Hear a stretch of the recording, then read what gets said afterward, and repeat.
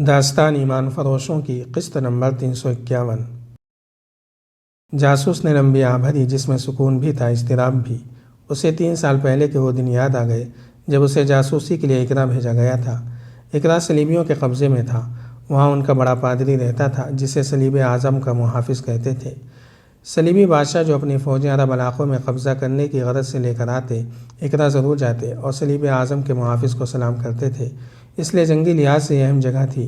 علی بن سفیان نے وہاں اپنے جاسوس بھیج رکھے تھے۔ انہوں نے عیسائیوں کے بحروف میں وہاں ایک خفیہ اڈہ بھی قائم کر رکھا تھا۔ ان میں سے 3-4 پکڑے گئے اور 2 شہید ہو گئے، تو وہاں کے زمیندوز کمانڈر نے مزید جاسوس مانگے تھے۔ ان میں اسے بھی بھیجا گیا تھا جو اب مصر میں ایک کمرے میں بند تھا۔ اس کا رنگ اچھا، قد بت اور زیادہ اچھا، اور چہرہ دلکش تھا۔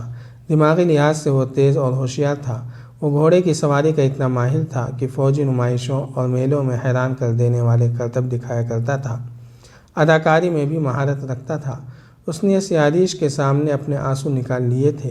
وہ عیسائی نام سے اقرا میں داخل ہوا تھا اور اس نے وہاں کوئی اپنی دردناک کہانی سنائی تھی اور بتایا تھا کہ وہ حلب کی مسلمان فوج میں نئے سپاہیوں کو گھوڑ سواری اور رسالے کی لڑائی کی ٹریننگ دیا کرتا تھا، لیکن مسلمانوں نے اس کی نوجوان بہن کو اغوا کر کے اسے فوج سے نکال دیا۔ اس کی اداکاری سے متاثر ہو کر اسے سواری کی ٹریننگ دینے کے لیے رکھ لیا گیا، لیکن اس کے شاگرد فوجی نہیں تھے بلکہ جوان لڑکیاں تھیں اور بڑے بڑے فوجی افسروں کے لڑکے۔ اسے پتہ چلا کہ ان لڑکیوں کو مسلمان علاقوں میں جاسوسی کے لیے تیار کیا جا رہا ہے۔ پھر مرد بھی اس کے حوالے کیے جانے لگے۔ یہ سب صلیبی جاسوس تھے۔ وہ ان میں گھل مل گیا تھا اور ان سے اسے بڑی قیمتی معلومات مل جاتی تھیں۔ یہ لڑکی جو اب قاہرہ کے مضافات کے ایک گاؤں میں اسے کہہ رہی تھی کہ اب نہیں نکل سکو گے، اقرا میں اس کی شاگرد تھی۔ وہ جاسوسی کا تجربہ رکھتی تھی، گھوڑ سواری نہیں جانتی تھی۔ علی بن سفیان کے جاسوس اسے اچھا لگنے لگا تھا۔ پھر استادی شاگردی بڑے گہرے لگاؤ کی صورت اختیار کر گئی۔ لڑکی نے یہاں تک ارادہ کر لیا تھا کہ وہ اس آدمی کی خاطر جاسوسی جیسا ذلیل پیشہ ترک کر دے گی اور اس کی بیوی بن کر باعزت زندگی گزارنے لگے گی۔ اس مسلمان جاسوس نے محبت کا جواب محبت سے دیا تھا، لیکن اپنے فرض کو نظر انداز نہیں کیا تھا۔ لڑکی نے اپنے کام میں دلچسپی لینی چھوڑ دی تھی۔ وہ اس آدمی کے ہو کے رہ گئی تھی۔ ایک روز اقرا میں 2 مسلمان جاسوس پکڑے گئے۔ ان میں سے ایک نے اپنے گروہ کے ان تمام آدمیوں کی نشاندہی کر دی جنہیں وہ جانتا تھا۔ ان میں یہ جاسوس بھی تھا۔ عجیب بات یہ ہوئی کہ اسی لڑکی نے اس سے پوچھا، تم جاسوس تو نہیں ہو سکتے، تم مسلمان تو نہیں؟ مجھے پتہ چلا ہے کہ یہاں کا جاسوسی کا محکمہ تمہارے متعلق تفتیش کر رہا ہے اور تم پر نظر رکھی جا رہی ہے۔ وہ ہنس پڑا اور الزام کی تردید کی، مگر بے چین ہو گیا۔ رات کو اپنے زمیندوز کمانڈر سے ملا۔ کمانڈر نے اسے بتایا کہ گروہ کے بہت سے آدمیوں کی نشاندہی ہو گئی ہے اور بہتر ہے کہ وہ یہاں سے نکل جائے۔ وہ کمانڈر کے گھر سے نکلا تو اسے پتہ چل گیا کہ 2 آدمی اس کے پیچھے پیچھے آ رہے ہیں۔ یہ تعاقب تھا۔ وہ چلتا گیا اور استبل میں گیا۔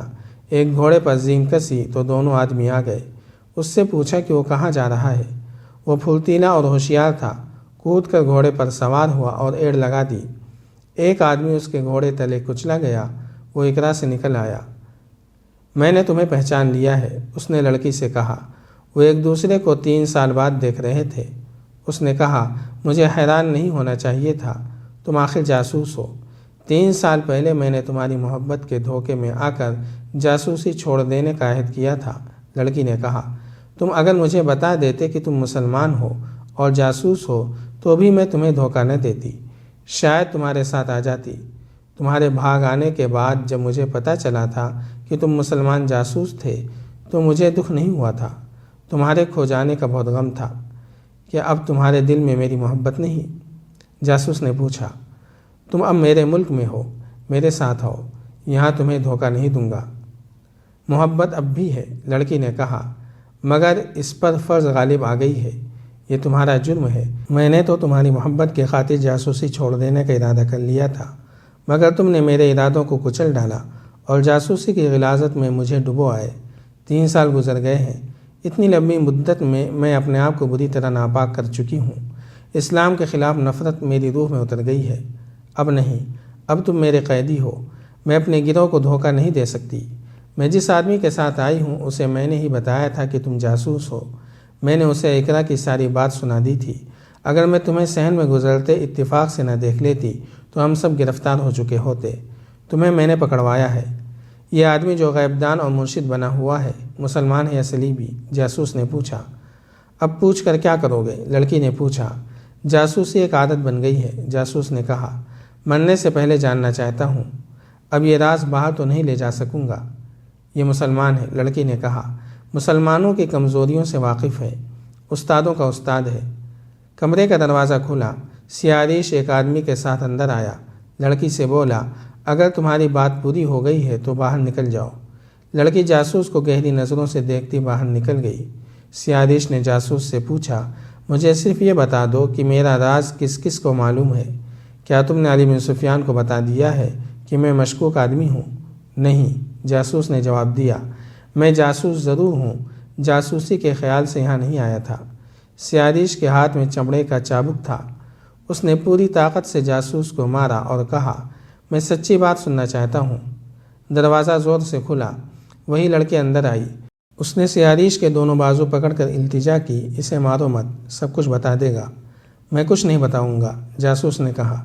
سیاریش نے چابک گھمایا تو لڑکی دوڑ کر جاسوس کے آگے ہو گئی، چلا کر بولی، مارو نہیں، اس کے جسم کی چوٹ میرے دل کا زخم بن جائے گی۔ تم اسے بچانا چاہتی ہو؟ دوسرے آدمی نے گرج کر پوچھا۔ نہیں، لڑکی نے روتے ہوئے کہا۔ یہ کچھ نہ بتائے تو تلوار کے ایک ہی وار سے اس کا سر تن سے جدا کر دو، اذیت دے کر نہ مارو۔ لڑکی کو گھسیٹ کر باہر لے گئے۔ پھر جاسوس پر تشدد شروع ہو گیا۔ اسے رات بھر سونے نہ دیا گیا۔ اس سے بہت کچھ پوچھا جا رہا تھا، اسے بہت کچھ بتایا جا رہا تھا، مگر وہ بت بنا چوٹ پر چوٹ کھا رہا تھا۔ سحر کا وقت تھا۔ لڑکی پھر اس کمرے میں آ گئی۔ اس وقت جاسوس نیم غشی کی حالت میں تھا، وہ فرش پر پڑا تھا۔ اب اسے تلوار کی نوک جگہ جگہ چبھوئی جا رہی تھی۔ لڑکی اس کے اوپر لیٹ گئی اور چیخنے لگی، یہ میں برداشت نہیں کر سکتی۔ میں تمہیں بتا چکی ہوں کہ یہ میری پہلی اور آخری محبت ہے۔ اس کی اذیت میری اذیت ہے۔ یہ اپنا فرض ادا کر رہا ہے، میں اپنا فرض ادا کر رہی ہوں۔ ہمارے لیے یہی کافی ہے۔ اسے جان سے مار دو، اذیت نہ دو۔ جاسوس نے نیم بے ہوشی کی حالت میں بولا، تم چلی جاؤ، ایسا نہ ہو کہ میں اپنے فرض سے بھٹک جاؤں۔ یہ اذیتیں میرے فرض کا حصہ ہیں۔ تم اپنے مذہب پر قربان ہو جاؤ، مجھے اپنے مذہب پر قربان ہو جانے دو۔ لڑکی پاگل ہوئی جا رہی تھی۔ اسے ایک بار پھر گھسیٹ کر باہر لے گئے۔ سیاریش نے حکم کے لہجے میں کہا، اس بدبخت لڑکی کو کسی کمرے میں بند کر دو۔ جاری ہے۔ اگر آپ کو یہ قسط وار سلسلہ پسند آ رہا ہے تو لائک، شیئر اور کمنٹ کے ذریعے ہماری حوصلہ افزائی کریں۔ جزاک اللہ خیرا۔